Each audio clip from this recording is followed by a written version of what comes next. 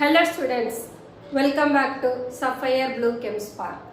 இன்னைக்கு நாம structure of atom அந்த chapter start பண்ண போறோம். An atomனா என்ன அப்படின்ற அந்த term uncuttable அல்லது non divisible அதுல தான் மீன் பண்ணி atom அப்படின்ற வேர்டை காயின் பண்ணாங்க.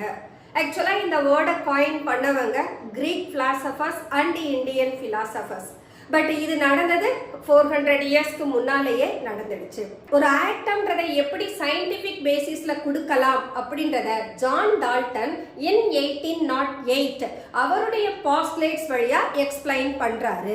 ஆக்சுவலா அவர் சொல்ற வேர்ட் பாத்தீங்கன்னு சொன்னா எக்ஸ்ட்ரீம்லி ஸ்மால் பார்ட்டிகல். இந்த ஆட்டம்ன்றது ஒரு எலமெண்டோட எக்ஸ்ட்ரீம்லி ஸ்மால் பார்ட்டிகலா இருக்கும். தென் இவங்க தான் அல்டிமேட் பார்ட்டிகல். அந்த எலமெண்ட்டை நம்ம பிரேக் பண்ணி கொண்டுட்டு போக ஃபைனலா ஒரு ஸ்பீசிஸ் கிடைக்கும். அந்த ஸ்பீசிஸ் அதுக்கு மேல கட் பண்ண முடியாது. அந்த லாஸ்ட் அல்டிமேட் பார்ட்டிகலை தான் நம்ம என்னன்னு சொல்றோம், ஆட்டம்னு சொல்றோம்னு சொல்றாரு. அடுத்து இந்த ஆட்டம்க்கு பாத்தீங்கன்னா மாஸ் உண்டு, பட் ஸ்ட்ரக்சர் இல்ல. சோ இது ஜான் டால்டனோட ஒன் ஆஃப் த பாஸ்ட்லேட். அடுத்து பாத்தீங்கன்னா ஒரு எலமெண்டோட ஆட்டம்ஸை நாம அனலைஸ் பண்ணோம்னா அந்த ஆட்டம்ஸ் எல்லாமே சேம் கைண்ட் ஆஃப் ஆட்டம்ஸா இருப்பாங்க. அதே நாம டிஃபரண்ட் எலமெண்ட்ஸோட ஆட்டம்ஸை அனலைஸ் பண்ணோம்னா அந்த ஆட்டம்ஸ் டிஃபரண்டா இருப்பாங்க. ஸோ ஒரு எலமெண்ட்ன்றது made of similar kind of ஆட்டம்ஸ்னு சொல்லலாம். அதே போல டிஃபரண்ட் எலமெண்டோட ஆட்டம்ஸ் டிஃபரண்ட் கைண்ட் ஆஃப் ஆட்டம்ஸா இருக்கும். ஸோ அது அவருடைய second point. Atoms of same element சிமிலரா இருக்கும். At the same time atoms of different element டிஃபரண்டா இருக்கும். த நெக்ஸ்ட் ஒன், இந்த ஆட்டம்ஸை நம்மனால கிரியேட் பண்ணவும் முடியாது, டெஸ்ட்ராய் பண்ணவும் முடியாது. So an atom can neither be created nor be destroyed. இது ஆக்சுவலா நம்ம law of conservation of mass அதுலயும் பார்த்திருக்கோம். Then atoms of element chemical reactionல இன்வால்வ் ஆவாங்க. இன்வால்வ் ஆகி நமக்கு ஒரு பர்டிகுலர் காம்பவுண்டையோ அல்லது மாலிக்யூலையோ கொடுப்பாங்க. இதுதான் ஜான் டால்டனோட இம்பார்ட்டன்ட் பாஸ்ட்லேட்ஸ். ஆக்சுவலா இந்த பாஸ்ட்லேட்ஸ் பத்தி நாம ஃபர்ஸ்ட் சாப்டர்லயே டிஸ்கிரைப் பண்ணிட்டோம். Subatomic particle. Michael Faraday actually electrical induction சொல்லுவோம், மின் தூண்டல். இந்த rubber, paper, ebonite, silk cloth இந்த மெட்டீரியல்லாம் வச்சு அவரு ரப் பண்ணி பார்க்கிற போது ஒன் ஆஃப் த மெட்டீரியல்ல சார்ஜஸ் டெவலப் ஆகி அது பீசஸ் ஆஃப் பேப்பரை அட்ராக்ட் பண்ணதுன்னு கண்டுபிடிக்கிறார். அப்பதான் சார்ஜ் அப்படின்ற ஒரு டேர்மே இன்ட்ரடியூஸ் ஆகுது. ஸோ இன் 1850 சார்ஜ்ன்ற ஒரு டேர்ம் ஐடென்டிஃபை பண்ண பின்னால நிறைய சயின்டிஸ்ட் சார்ஜ்னா என்ன அப்படின்றத ஸ்டடி பண்ண ஆரம்பிக்கிறாங்க. அதுல ஒன் ஆஃப் த பர்சன் தான் மைக்கேல் ஃபாரடே. அவர் என்ன பண்றாருன்னா கேத்தோட் ரே டிஸ்சார்ஜ் டியூபை யூஸ் பண்ணி கேஸஸ் அது வழியா அலோவ் பண்ற போது எலக்ட்ரிசிட்டியை அவங்க கண்டக்ட் பண்றாங்கன்றதையும் கண்டுபிடிக்கிறாங்க. இந்த கேத்தோட் ரே டிஸ்சார்ஜ் டியூப் ஆக்சுவலா யாருன்னு சொன்னா இது ஒரு பார்ஷியலி எவாக்குவேட்டட் டியூப். அதுல பிரஷர் எப்படி இருக்கும்னா ரொம்ப ரொம்ப லோவா இருக்கும். அதை தான் நாம பார்ஷியலி எவாக்குவேட்டட் டியூப்னு சொல்றோம். இந்த பார்ஷியலி எவாக்குவேட்டட் டியூப் வழியா கேஸஸ் அலோவ் பண்ணி எலக்ட்ரிசிட்டியை பாஸ் பண்ணோம்னா அது அந்த கேஸஸ் எலக்ட்ரிசிட்டியை கண்டக்ட் பண்ணுது. அதை பத்தி ஸ்டடி பண்றதுக்காக எடுத்துக்கிற டிவைஸ் தான் cathode ray discharge tube. Later on in 1858 John Plücker and William Crookes இவங்க என்ன பண்ணாங்கன்னா நிறைய கேஸஸை எடுத்து கேத்தோட் ரே டிஸ்சார்ஜ் டியூப் வழியா பாஸ் பண்றாங்க. சோ ஆக்சுவலா இது ஒரு கிளாஸ் ஹுட். இந்த கிளாஸ் ஹுட்ல ஆனோடும் கேத்தோடும் எடுத்திருப்போம். கேத்தோடையும் ஆனோடையும் ஹை வோல்டேஜ் தரக்கூடிய ஒரு சோர்ஸ் கூட கனெக்ட் பண்றோம். இந்த சோர்ஸ்ல இருந்து நம்மளால 10,000 வோல்டேஜ் ஈவன் மோர் தென் 10,000 வோல்டேஜ் ப்ரொடியூஸ் பண்ண முடியும். இந்த கிளாஸ் ஹுட்டோட பார்த்தோம்னா ஒரு வேக்யூம் பம்ப் இருக்கும். இந்த வேக்யூம் பம்ப் இந்த கிளாஸ்க்குள்ள இருக்கக்கூடிய பிரஷரை மினிமைஸ் பண்றதுக்கு யூஸ் ஆகும். இதுல இருக்கக்கூடிய பிரஷர் ஆக்சுவலா 10⁻⁻⁴ இருக்கிற மாதிரி பார்த்துப்பாங்க. That is called partially evacuated tube. So இப்போ என்ன பண்றோம், இது வழியா கேஸஸ் அலோவ் பண்றோம். அந்த கேஸஸ் நமக்கு லோ பிரஷர்ல இருக்கணும். சோ லோ பிரஷர்ல இருக்கிற கேஸஸ் வழியா நாம 10,000 வோல்டேஜ் அல்லது மோர் தென் 10,000 வோல்டேஜ் பாஸ் பண்ற போது some of the invisible particles cathode பிளேட்ல இருந்து ஆனோட் பிளேட் வழியா மூவ் ஆகுறத கண்டுபிடிக்கிறாங்க. சோ அதை என்ன சொன்னாங்கன்னா கேத்தோட் ரேஸ் அப்படின்னு நேம் சொன்னாங்க. ஏன் அத கேத்தோட் ரேன்னு சொல்றோம்னா because the rays are produced from cathode plate. அதுல இருந்து யாரை பார்த்துக்கோ போகுது, ஆனோட பார்த்து போகுது. அதனால அந்த ரேஸ், அந்த இன்விசிபிள் ரேஸ்க்கு கேத்தோட் ரேன்னு நேம் கொடுக்குறாங்க. ப்ராப்பர்ட்டிஸ் ஆஃப் கேத்தோட் ரே பார்க்கலாம். இந்த ரேஸ் கேத்தோட் பிளேட்ல இருந்து எமனேட் ஆகுற போது தே travel in a straight line. அதே போல கேத்தோட் பிளேட்டுக்கு பெர்பெண்டிகுலர் டைரக்ஷன்ல அந்த ரேஸ் டிராவல் பண்றாங்க. எப்படி ஒரு சோர்ஸ் ஆஃப் லைட்ல இருந்து லைட் அந்த சோர்ஸுக்கு பெர்பெண்டிகுலரா டிராவல் பண்ணுதோ அதே போல இந்த கேத்தோட் பிளேட்ல இருந்து வரக்கூடிய அந்த இன்விசிபிள் ரேஸ் இந்த பிளேட்டுக்கு பெர்பெண்டிகுலரா ஸ்ட்ரைட் லைன்ல டிராவல் பண்றாங்க. ஓகே, இந்த கேத்தோட் ரேஸ் ஆக்சுவலா இது வழியா நம்ம ஒரு ஆப்ஜெக்ட வைக்கிற போது அந்த ஆப்ஜெக்டோட ஷேடோவையும் இது ப்ரொடியூஸ் பண்ணுது. ஸோ இது cost the sharp shadow when an object is placed in their path. Okay, இந்த கேத்தோட் ரே டிராவல் பண்ற அந்த பாத்ல நாம ஒரு லைட் பேடல் வீல் வச்சோம்னா அந்த பேடல் வீல இந்த கேத்தோட் ரே ரொட்டேட் பண்ணுது. ஸோ ரொட்டேட் பண்ணுதுன்னா அப்ப இந்த கேத்தோட் ரேக்கு மெக்கானிக்கல் ப்ராப்பர்ட்டி இருக்குன்னு அர்த்தம். அப்ப இந்த கேத்தோட் ரேக்கு மெக்கானிக்கல் ப்ராப்பர்ட்டி இருந்தா ஆக்சுவலா தட் இஸ் கால்டு மொமெண்டம். அதே போல இதுக்கு எனர்ஜியும் இருக்கு. அதனாலதான் பேடல் வீல அதால ரொட்டேட் பண்ண முடியுது. அப்போ இந்த பார்ட்டிகிளுக்கு மொமெண்டமும் இருக்கு, எனர்ஜியும் இருக்குதுன்னா கண்டிப்பா அவங்களுக்கு மாஸ் இருக்கும். ஏன்னா மொமெண்டம்ன்றது மாஸ் இன்டு வெலாசிட்டி. அப்ப அந்த cathode ray particle they possess certain mass அப்படின்னு சொல்லலாம். அடுத்தது இந்த கேத்தோட் ரேஸ் டிராவல் பண்ற பாத்ல எலக்ட்ரிக் ஃபீல்டோ அல்லது மேக்னெட்டிக் ஃபீல்டோ நாம வச்சோம்னா அந்த கேத்தோட் ரே டிஃப்ளெக்ட் ஆகுறதையும் பார்க்கறாங்க. சப்போஸ் இந்த பாத்ல நம்ம ஒரு எலக்ட்ரிக் ஃபீல்ட வைக்கிற போது இந்த கேத்தோட் ரேஸ் பாசிட்டிவ் எலக்ட்ரோட பார்த்து டிஃப்ளெக்ட் ஆகுது. அப்ப பாசிட்டிவ் எலக்ட்ரோட பார்த்து கேத்தோட் ரே டிஃப்ளெக்ட் ஆனதுன்னா ஆப்போசிட் சார்ஜஸ் தான் நமக்கு அட்ராக்ட் பண்ணும். அப்ப கேத்தோட் ரேக்கு கண்டிப்பா நெகட்டிவ் சார்ஜ் இருக்கணும்ன்றதையும் ஐடென்டிஃபை பண்றாங்க. இந்த கேத்தோட் ரேஸ் பாசிட்டிவ்லி சார்ஜ்டு எலக்ட்ரோட பார்த்து டிஃப்ளெக்ட் ஆனதுனால இந்த ரேஸுக்கு ஜே தாம்சன் நெகட்ரான் அப்படின்ற டேர்மை கொடுக்கிறாரு. லேட்டர் ஆன் ஜி ஸ்டோனி அவர் தான் எலக்ட்ரான் அப்படின்ற டேர்மை கொடுக்கிறாரு. சோ நெகட்ரான்ற நேம் ஏன் கொடுக்கறாங்கன்னா the charged particle carrying the negative charge. அதனால அதுக்கு நேம் நெகட்ரான் ஜே தாம்சன் கொடுக்கிறாரு. அதுக்கப்புறமா ஸ்டோனின்றவரு நெகட்ரான்றதுக்கு பதிலா எலக்ட்ரான்ற டேர்மை கொடுக்கிறாரு. ஓகே, சாலிட இந்த கேத்தோட் ரே டிராவல் பண்ற பாத்ல நாம பிளேஸ் பண்ணோம்னா இந்த கேத்தோட் ரே அந்த ஆப்ஜெக்ட் மேல ஸ்ட்ரைக் ஆகி ஹீட் எனர்ஜியை ப்ரொடியூஸ் பண்ணுது. அப்ப என்ன ஆகுது, இந்த பார்ட்டிகிள்ஸ்க்கு கைனெட்டிக் எனர்ஜி இருக்கு. அந்த கைனெட்டிக் எனர்ஜி ஹீட் எனர்ஜியா கன்வெர்ட் ஆகுது அப்படின்றதையும் கண்டுபிடிக்கிறாங்க. On striking solid objects of high melting point. இந்த solid substance actually எப்படி இருக்கணும்னா opaque-ஆ இருக்கணும். opaque-னா it should not allow the light to travel through it. so அந்த மாதிரியான opaque solid material at the same time அவங்களுக்கு melting point high-ஆ இருக்கணும். அவங்கள அதனுடைய பாத்ல நாம பிளேஸ் பண்ற போது இந்த கேத்தோட் ரே அந்த சாலிட் மெட்டீரியல் மேல ஸ்ட்ரைக் பண்றப்போ என்ன ப்ரொடியூஸ் பண்ணுது, எக்ஸ்ரேவை ப்ரொடியூஸ் பண்ணுதுன்னு கண்டுபிடிக்கிறாங்க. தென் இந்த கேத்தோட் ரே அவங்க கேஸஸ் அயனைஸ் பண்ணுவாங்க. ரெண்டாவது இந்த கேத்தோட் ரேயோட E/m ரேஷியோ கான்ஸ்டன்ட்டா இருக்கும். E/m ரேஷியோனா சார்ஜ் டு மாஸ் ரேஷியோ எப்பவுமே கான்ஸ்டன்ட்டா இருக்கும். எந்த கேஸஸ் எடுத்துக்கிட்டாலும் E/m இஸ் கான்ஸ்டன்ட்னு கண்டுபிடிக்கிறாங்க. Then the cathode rays do not depend on the nature of the gas or vapor.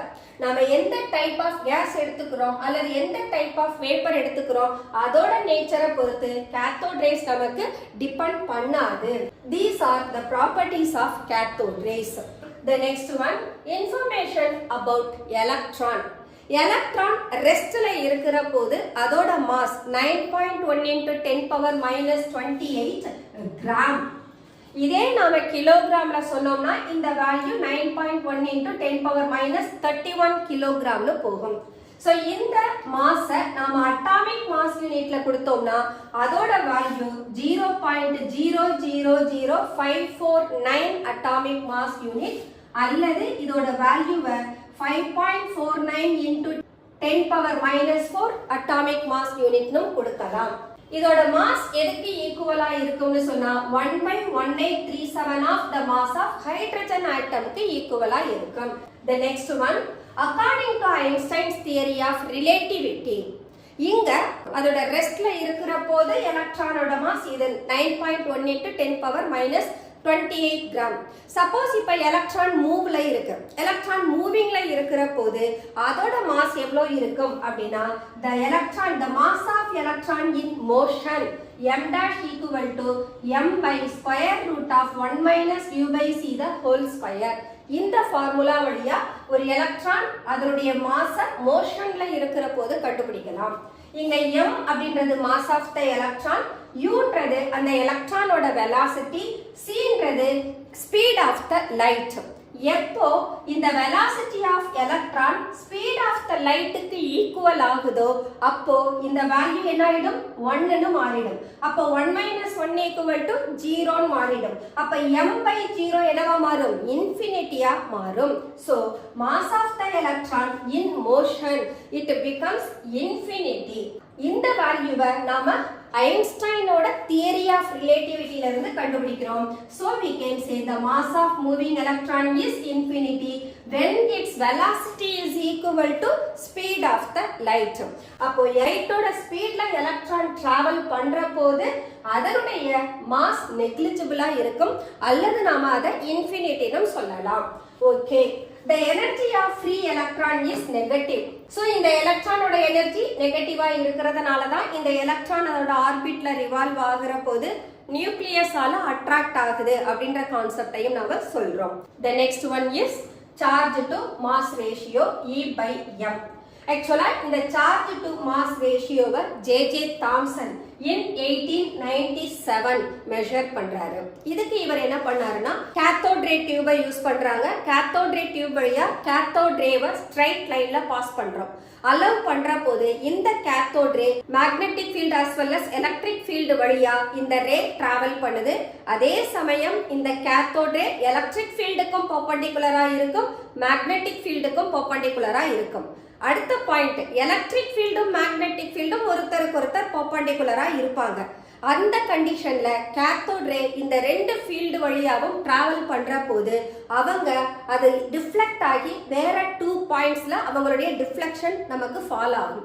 அந்த டிஃப்ளெக்ஷனை அதனுடைய ஸ்ட்ரைட் லைன்ல எந்த பாயிண்ட்ல விழுமோ அதுல இருந்து நாம மெஷர் பண்ணோம்னா மேக்னெட்டிக் ஃபீல்டுல டிஃப்ளெக்ட் ஆகக்கூடிய டிஸ்டன்ஸும் எலக்ட்ரிக் ஃபீல்டுல டிஃப்ளெக்ட் ஆகிற டிஸ்டன்ஸும் ஈக்குவலா இருக்கும். இதை J Thomson cathode ray tube வச்சு கால்குலேட் பண்றாரு. சோ இந்த எக்ஸ்பெரிமெண்ட் வழியா J Thomson charge to mass of electron ratio கான்ஸ்டன்டா இருக்கும். அதோட value 1.758820 into 10 power 11 coulomb per kilogram அப்படின்னு கால்குலேட் பண்றாரு. சோ இந்த வேல்யூ தான் கான்ஸ்டன்ட்னு சொல்றோம். எந்த கேசஸ் கேத்தோட் ரே டியூப்ல எடுத்துக்கிட்டாலும் சரி, அதுல இருந்து வரக்கூடிய கேத்தோட் ரேஸோட E by m ரேஷியோவை கால்குலேட் பண்ணோம்னா இந்த வேல்யூ நமக்கு கான்ஸ்டன்ட்டா இருக்கும். ஓகே, நமக்கு மாஸ் ஆஃப் த எலக்ட்ரான் தெரியும், that is 9.1 into 10 power minus 28 கிராம். பட் என்ன தெரியாது? சார்ஜ் ஆஃப் த எலக்ட்ரான் தெரியாது. இந்த சார்ஜ் ஆஃப் த எலக்ட்ரான RA மில்லிகன் அவர் ஆயில் டிராப் மெத்தட் வழியா கண்டுபிடிக்கிறாரு. So இந்த எக்ஸ்பெரிமெண்டல் செட்டப் பார்த்தோம்னா this setup is provided with spraying gun atomizer. இது வழியா நாம என்ன பண்றோம்? ஆயில் டிராப்ஸ் அலோவ் பண்றோம். and it has a plate. அந்த பிளேட்டை நம்மனால சார்ஜ் பண்ண முடியும் ஹை வோல்டேஜ அப்ளை பண்ணி. தென் இந்த பிளேட்டுக்கு ஜஸ்ட் மேல பார்த்தோம்னா பிளேட்டுக்கும் சார்ஜபிள் பிளேட்டுக்கும் இடையில சம் டிஸ்டன்ஸ் இருக்கணும். இப்போ என்ன ஆகும்னா இந்த கேப்ல நாம எக்ஸ்ரேவை அலோவ் பண்றோம். இந்த செட்டப்க்கு உள்ள பார்த்தோம்னா ஏர் இருக்கும். அந்த ஏர் என்ன ஆகும்? இந்த எக்ஸ்ரேனால அயனைஸ் ஆகும். அயனைஸ் ஆகி எலக்ட்ரானை கொடுக்கும். அந்த எலக்ட்ரானை இது உள்ள வரக்கூடிய ஆயில் டிராப்ஸ் எலக்ட்ரானை கேப்சர் பண்ற போது அந்த ஆயில் டிராப்புக்கு நெகட்டிவ் சார்ஜ் கிடைச்சிரும். சோ இதுல அலோவ் பண்ணக்கூடிய சார்ஜ் அண்ட் எக்ஸ்ரேவோட இன்டென்சிட்டி இதை ஆல்டர் பண்றது மூலமா இந்த ஆயில் டிராப்போட ஸ்பீடை நாம என்ன பண்ணலாம்? கண்ட்ரோல் பண்ணலாம். ஆக்சுவலா ஆயில் டிராப் இந்த ஆனோட் பிளேட்டுக்கு இடையில தான் ஃபால் ஆகும். அப்படி கீழே வரக்கூடிய ஆயில் டிராப்பை அதே ஸ்பீடுல இந்த ஆனோட் பிளேட்டுக்கு ஜஸ்ட் மேல கொண்டுட்டு போக முடியும். அப்படி கொண்டுட்டு போறதுக்கு தான் நாம என்ன செய்யறோம்? இந்த பிளேட்டோட சார்ஜையும் எக்ஸ்ரேவோட இன்டென்சிட்டியையும் நாம ஆல்டர் பண்றோம். சோ எந்த ஸ்பீட்ல அந்த ஆயில் டிராப் நமக்கு ஃபால் ஆகுதோ அதே ஸ்பீட்ல என்ன பண்ண முடியும்? அந்த சார்ஜ்டு ஆயில் டிராப்பை பிளேட்டுக்கு ஜஸ்ட் மேல எடுத்துட்டு போக முடியும். ஸோ அந்த speed of the charged oil டிராப்பை அப்சர்வ் பண்றதுக்கு இது கூட ஒரு டெலஸ்கோப் அட்டாச் ஆகி இருக்கும். ஸோ இங்க இதனுடைய கண்டிஷன்ஸ் என்னெல்லாம் அப்படின்னா, சார்ஜ் ஆஃப் த எலக்ட்ரானை கண்டுபிடிக்கிறதுக்கு அந்த ஆயில் டிராப்போட ஸ்பீட் பத்தி தெரிஞ்சிருக்கணும். ஸ்ட்ரென்த் ஆஃப் த ஃபீல்ட் நாம இங்க கொடுக்க போறோம் இல்லையா சார்ஜ், இந்த சார்ஜோட ஸ்ட்ரென்த் பத்தின நாலேஜ், தென் ஆயிலோட டென்சிட்டி, ரேடியஸ் ஆஃப் ஆயில், இந்த இன்ஃபர்மேஷன்ல இருந்து மில்லிகன் அவர் என்ன பண்ணாருன்னா சார்ஜ் ஆஃப் த எலக்ட்ரானை டிட்டர்மைன் பண்றாரு. அந்த சார்ஜ் எவ்வளோன்னு கண்டுபிடிக்கிறாருன்னா -1.6 × 10⁻−19 கூலும்னு கால்குலேட் பண்றாரு. -1.6022 × 10⁻−19 கூலும்ஸ்னு நாம இப்போ யூஸ் பண்ணிட்டு இருக்கோம். பட் மில்லிகன் டிட்டர்மைன் பண்ண value -1.6 × 10⁻−19 coulomb. This is what Millikan's oil drop method. The next one, mass of an electron.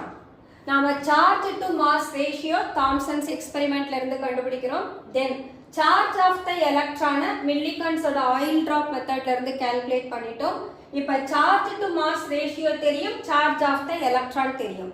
So இந்த two values பேஸ் பண்ணி நம்மனால mass of the electron கண்டுபிடிக்கலாம். So mass of an electron is given by charge to charge by mass ratio. So இதனுடைய formula charge எடுத்துருக்கோம், charge to mass ratio வால divide பண்றோம். அப்ப charge of the electron -1.6 × 10⁻−19 coulomb.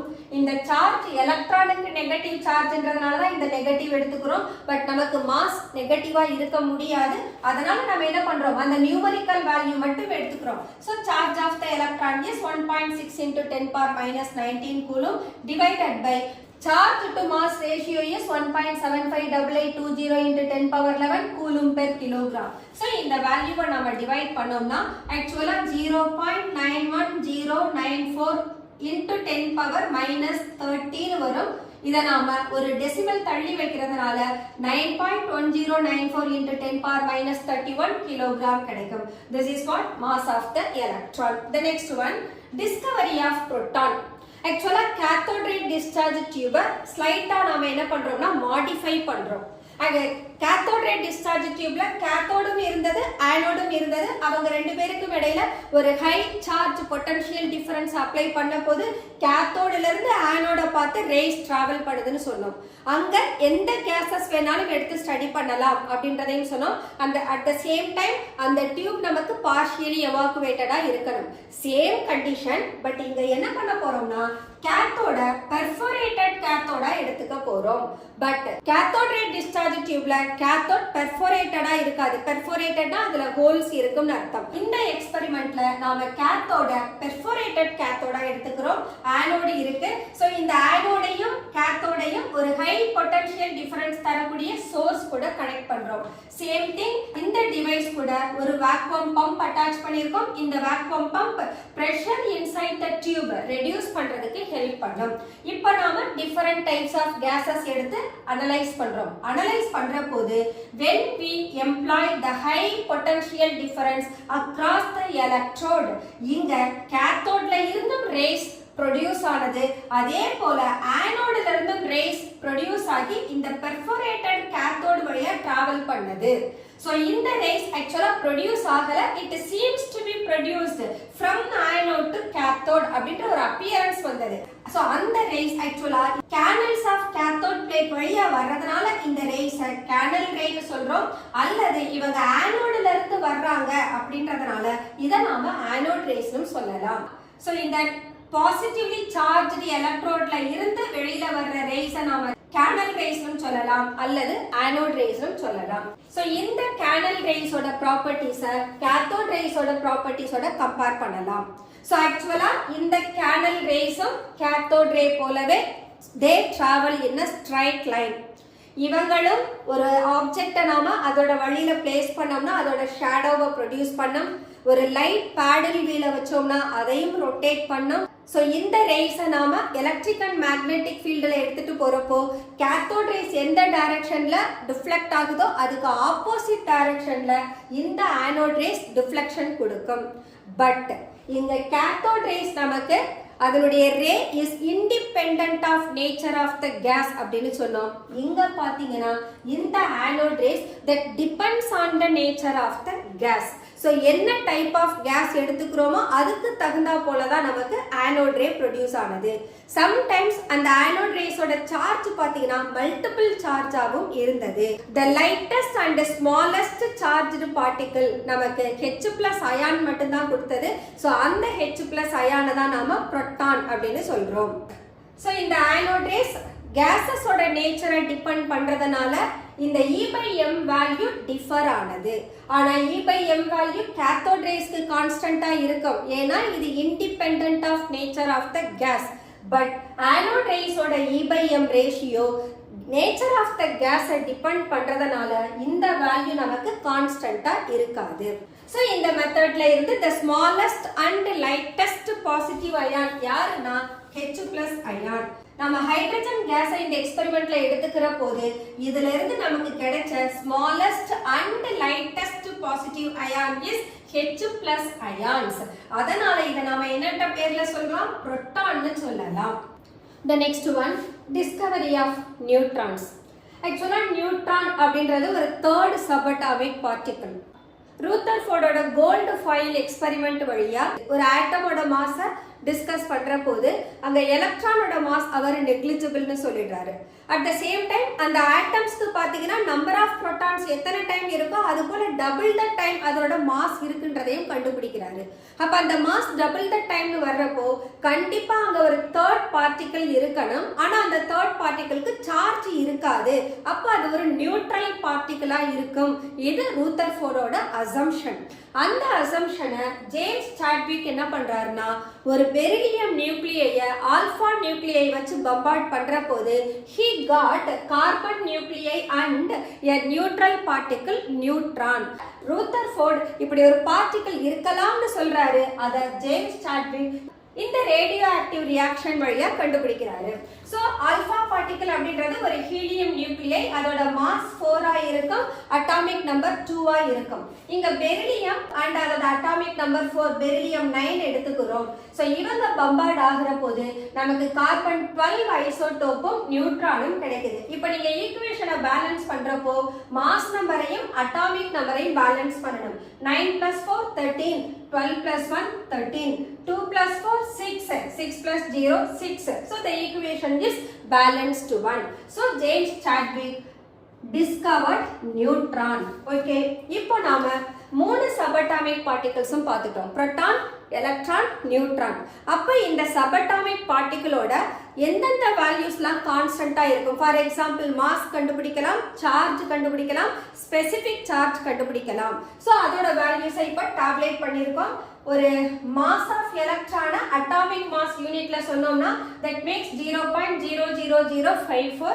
அதே புரோட்டானுக்கு 1.00727, some நியூட்ரானா இருந்ததுனா 1.00876. இந்த mass atomic mass யூனிட்ல கொடுத்தோம்னா, இதே நான் கிலோகிராம்ல கொடுத்தோம்னா எலக்ட்ரானோட mass 9.109 into 10⁻³ proton 1.673 into 10⁻27 kilogram and neutron 1.675 into 10⁻27 கிலோகிராமா மாறும். ரிலேட்டிவ் மாஸா இருந்ததுன்னா ஆல்ரெடி சொன்னோம் எலக்ட்ரானோட மாஸ் புரோட்டானோட மாஸ் 1837 பார்ட்ஸ்ல ஒரே ஒரு பார்ட் தான் சொன்னோம். அப்போ the relative mass of electron is 1/1837. அதே புரோட்டானுக்கும் நியூட்ரானுக்கும் relative mass equal to 1. Then specific charge எடுத்துக்கிறோம். இந்த specific chargeோட யூனிட் கூலும் பெர் கிராம். இதுல எலக்ட்ரானோட ஸ்பெசிபிக் சார்ஜ் 1.76 into 10⁸. புரோட்டானோட ஸ்பெசிபிக் சார்ஜ் 9.58 into 10⁴. பட் நியூட்ரானுக்கு சார்ஜ் 0. சார்ஜ்னு மட்டும் எடுத்தோம்னு சொன்னா எலக்ட்ரானுக்கும் புரோட்டானுக்கும் சேம் அமௌண்ட் ஆஃப் சார்ஜ் இருக்கும். பட் சைன் மட்டும் வேரி ஆகும். எலக்ட்ரானுக்கு -1.6 சொல்லணும், புரோட்டானுக்கு +1.6 சொல்லணும். நியூட்ரானோட சார்ஜ் 0னு மாறிடும். சோ அந்த சார்ஜை நாம கூலம்ஸ்ல கொடுக்கிறோம். அதே எலக்ட்ரோஸ்டாட்டிக் யூனிட்னு ஒண்ணு இருக்கு. இதே நாம புரோட்டானுக்கும் எலக்ட்ரானுக்கும் சார்ஜ எலக்ட்ரோஸ்டாட்டிக் யூனிட்ல கொடுத்தோம்னா எலக்ட்ரானுக்கு -4.8 into 10 பவர் -10 இருக்கும். புரோட்டானா இருந்ததுன்னா +4.8 into 10 பவர் -10 ESU இருக்கும். That's all the comparative studies of the different constant of subatomic particles. The next one, X-rays.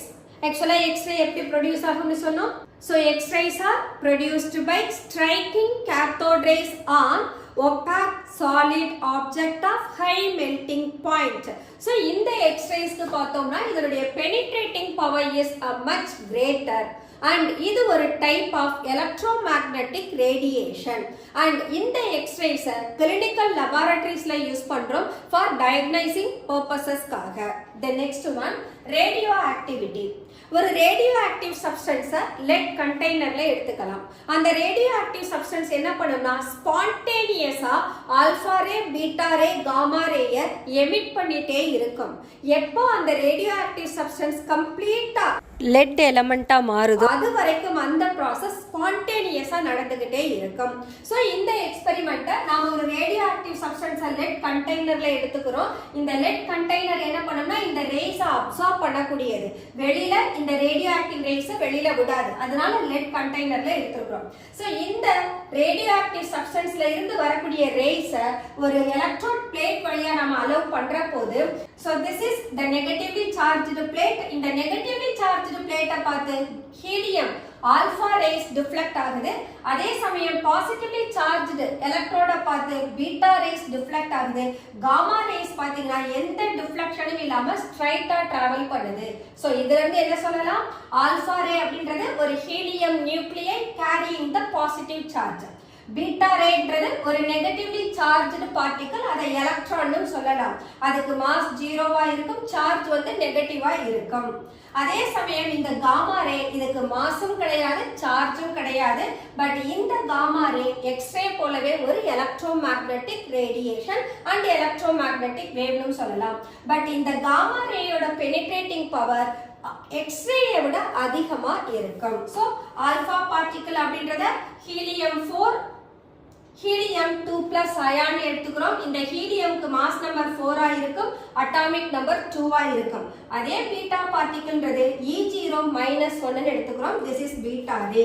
So இந்த ஆல்பா, பீட்டா, காமா இவங்களோட பெனிட்ரேட்டிங் பவரை கம்பேர் பண்ணோம்னா gamma rays about 1000 times more penetrating power. Gamma ரேஸோட penetrating power beta rays alpha ரேஸை விட 1000 times கிரேட்டரா இருக்கும். அதே பீட்டா ரேயோட பெனிட்ரேட்டிங் பவர் ஆல்பா ரேயோட கம்பேர் பண்ற போது 100 times கிரேட்டரா இருக்கும். அப்ப லீஸ்ட் பெனிட்ரேட்டிங் பவர் உள்ள ரே எதுனா அது ஆல்பா ரே. அதுக்கு காரணம் இதனுடைய ஹெவி மாஸ்னு சொல்லலாம். ஏன்னா ஹீலியமோட மாஸ் 4, இதே நீங்க பீட்டா ரேயோட மாஸ் பாத்தீங்கன்னா 0. அதே நம்ம ஆல்பா ரேக்கு பார்த்தோம்னா அங்க 0, மாஸும் கிடையாது, சார்ஜும் கிடையாது. சோ இந்த ப்ராப்பர்ட்டிஸ் வேரி ஆகிறதுனால இந்த ரேஸோட பெனிட்ரேட்டிங் பவரும் வேரி ஆகுது. That's all radioactivity. So ரேடியோ ஆக்டிவிட்டின்றது ஒரு ஸ்பான்டேனியஸ் ப்ராசஸ். ஒரு ரேடியோ ஆக்டிவ் சப்ஸ்டன்ஸ் ஸ்பான்டேனியஸா ஆல்பா, பீட்டா, காமா ரேயை எமிட் பண்ணிட்டே இருக்கும். அப்படி எமிட் பண்ற போது அது ஒரு நியூக்ளியைல இருந்து இன்னொரு நியூ நியூக்ளியாவும் நமக்கு கன்வெர்ட் ஆகும். That's all radioactivity. Okay students, let us close our today's session. இன்னைக்கு செஷன்ல நாம இன்ட்ரோடக்ஷன் டாபிக் தான் கொடுத்திருக்கோம். அது இல்லாம discovery of subatomic particles and radioactivity discuss பண்ணியிருக்கோம். The next session, let us continue the same chapter. Until then, bye bye.